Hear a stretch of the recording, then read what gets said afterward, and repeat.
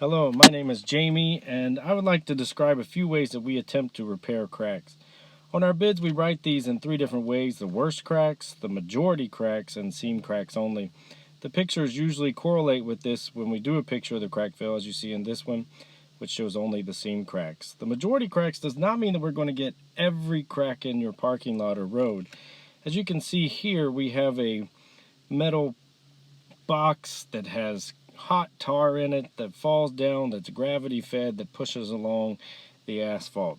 This is not an exact science. There's no bearings in those wheels because they are direct fire. Now the other way we can do these is we use crack fill like this, but this requires a lot more crack fill as it's a continuous flow. So we try to save people money by using the boxes. Here is a example of a crack that was filled 2.5 years ago, which demonstrates that they really need to be filled more often than 2.5 years.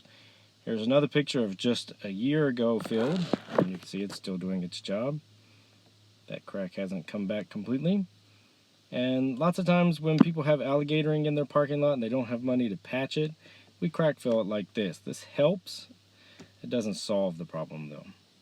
Here's a crack that needs to be filled, and as you see, when that grass comes up through, it causes more problems. And many times when we do roads, this is one of these cracks that we might miss, and it's not going to be the end of the world, especially if we come back as often as we're supposed to. We'll probably get it next time.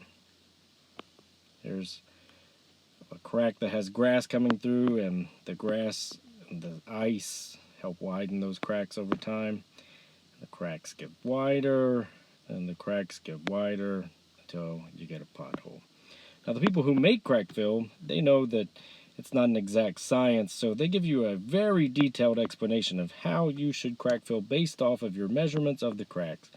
And no one is going to have time to get down on their hands and knees and measure the depth and width of every one of those cracks. It's just impossible. So the way we do it is the best cost-efficient way to do it. We might not be perfect, but we'll be as good as we possibly can. Thanks.